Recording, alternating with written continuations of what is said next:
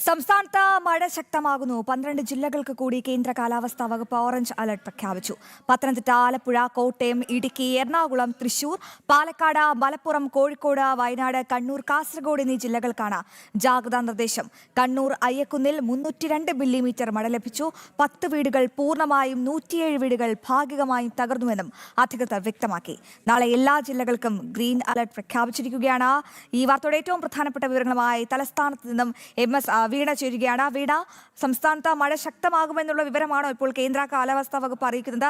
ഏതൊക്കെ ജില്ലകളിലാണ് orange alert, ഏതൊക്കെ ജില്ലകളാണ് ജാഗ്രത പാലിക്കേണ്ടത്? ഒപ്പം നാളെ ആശ്വാസകരമെന്നിരിക്കെ ഗ്രീൻ അലർട്ട് പ്രഖ്യാപിച്ചിരിക്കുകയാണ്. പക്ഷേ എപ്പോൾ വേണമെങ്കിലും അലർട്ടുകൾ മാറി മറിയാം, അല്ലേ വീണ?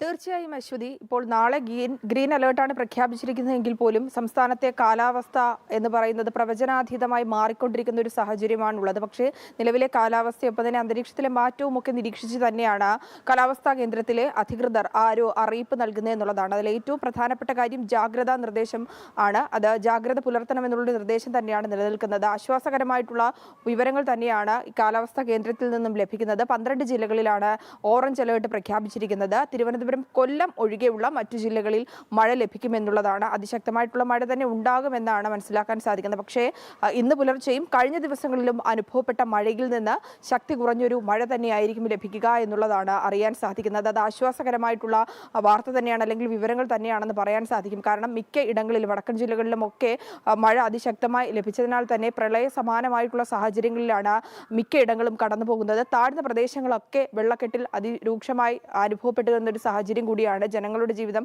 ദുസ്സഹമായി അനുഭവപ്പെടുന്ന ഒരു സാഹചര്യം കൂടിയുണ്ട്. ആ സാഹചര്യത്തിൽ ഇത്തരത്തിലുള്ളൊരു കാലാവസ്ഥയിൽ ഉണ്ടാകുന്ന ഈ ഒരു മാറ്റം, ചെറിയ മാറ്റം പോലും അത് വലിയ തരത്തിൽ ആശ്വാസം നൽകുന്നു എന്നുള്ളൊരു കാര്യത്തിൽ സംശയമില്ല. നാളെയും മറ്റന്നാളും പ്രത്യേകിച്ച് മഴയിൽ അത്തരത്തിലുള്ളൊരു മുന്നറിയിപ്പില്ല. ഗ്രീൻ അലേർട്ട് എന്നാണ് പറയുന്നത്. അതിനാൽ തന്നെ മഴ പൂർണ്ണമായി കാണില്ല എന്ന് പറയാൻ സാധിക്കില്ല. പക്ഷേ നേരിയ തോതിൽ മഴ, അല്ലെങ്കിൽ ഇടത്തരം മഴ ലഭിക്കുവാനുള്ള സാധ്യതയുണ്ടെന്ന് തന്നെയാണ് മനസ്സിലാക്കാൻ സാധിക്കുന്നത്. പക്ഷേ ദുഃഖകരമായിട്ടുള്ള വാർത്ത, ഇത്തരത്തിൽ അതിശക്തമായിട്ടുള്ള മഴ കഴിഞ്ഞ ദിവസവും ഇന്നും ഒക്കെ പെയ്തപ്പോൾ 8 പേരുടെ ജീവൻ പൊലിഞ്ഞു എന്നുള്ളതാണ്.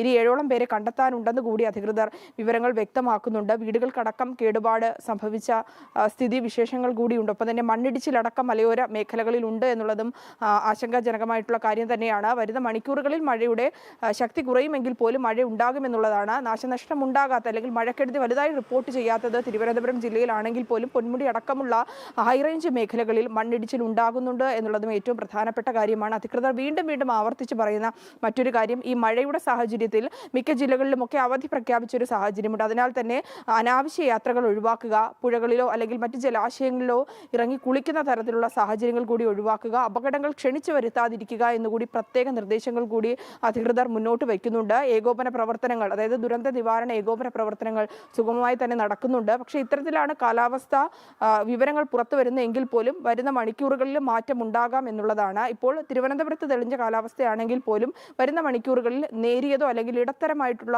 മഴയോ ലഭിക്കാൻ സാധ്യതയുണ്ടെന്നാണ് നമുക്കറിയാൻ സാധിക്കുന്നത്. അശ്വതി, വീണ, മറ്റൊരു കാര്യം, വരും ദിവസങ്ങളിൽ മഴയുടെ തീവ്രത കുറയുമെന്നാണ് നമ്മളോടൊപ്പോൾ ഡോക്ടർ ശേഖർ എൽ കുര്യാക്കോസ് പ്രതികരിച്ചിരിക്കുന്നത്. അങ്ങനെയാണെങ്കിൽ കഴിഞ്ഞ 2 ദിവസങ്ങളിലേതിന് സമാനമായ മഴ ഇന്ന് ഉണ്ടാകില്ല എന്ന് പറയുമ്പോൾ അദ്ദേഹത്തിന്റെ വാക്കുകൾ എത്രത്തോളം പ്രതീക്ഷാജനകമാണ് വീണ?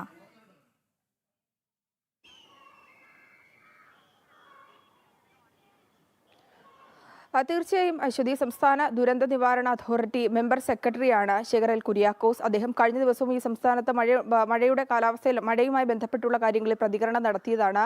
ഇന്നും അത്തരത്തിലുള്ള ഒരു പ്രതികരണം തന്നെയാണ് അദ്ദേഹത്തിന്റെ ഭാഗത്തു നിന്നുണ്ടായിരിക്കുന്നത്. സമാനമായിട്ടുള്ളൊരു കാലാവസ്ഥ, അതായത് കഴിഞ്ഞ ദിവസങ്ങളിൽ അനുഭവപ്പെട്ടതിനേക്കാളും അളവ് കുറഞ്ഞ മഴ സംസ്ഥാനത്തുണ്ടാകും. ഭീതിപ്പെടുത്തുന്ന തരത്തിലേക്ക് കാര്യങ്ങൾ എത്തില്ല. പക്ഷേ വരുന്ന 7-ാം തീയതി അതിശക്തമായിട്ടുള്ള മഴയ്ക്ക് സാധ്യതയുണ്ടെന്ന് കൂടി അദ്ദേഹം പറയുകയാണ്. അത് ആശ്വാസകരമായിട്ടുള്ള വാക്കുകൾ തന്നെയാണ് അദ്ദേഹത്തിൻ്റെത്. കൃത്യമായി ഇത്തരത്തിലുള്ള ഒരു മുന്നറിയിപ്പ് നൽകുന്നത് ഈ കാലാവസ്ഥയുമായി ബന്ധപ്പെട്ടുള്ള കൃത്യമായിട്ടുള്ള വശങ്ങൾ അതിൽ പഠനം നടത്തിയതിനു ശേഷമാണെന്ന് കൂടി അദ്ദേഹം വ്യക്തമാക്കുന്നുണ്ട്. പക്ഷേ ഇത്തരത്തിലുള്ള പ്രവചനങ്ങൾ വരുമ്പോൾ പോലും വരുന്ന മണിക്കൂറുകളിലോ അടുത്ത നിമിഷങ്ങളിലോ ഇത് മാറി മറിയുവാനുള്ള സാധ്യതയും തള്ളിക്കളയാൻ കഴിയില്ല. അശ്വതി, തീർച്ചയായും വീണ, അങ്ങനെ തന്നെയാണ്. 12 ജില്ലകളിലാണ് ഇപ്പോൾ ഓറഞ്ച് അലർട്ട് പ്രഖ്യാപിച്ചിരിക്കുന്നത്. മഴ സാഹചര്യം മാറി പറയുന്ന ഒരു കാഴ്ചയ്ക്കാണ് കേരളം സാക്ഷ്യം വഹിക്കുന്നത്. ഏറ്റവും പ്രധാനപ്പെട്ട വിവരങ്ങൾ തലസ്ഥാനത്ത് നിന്നും പങ്കുവയ്ക്കുകയായിരുന്നു MS വീണ.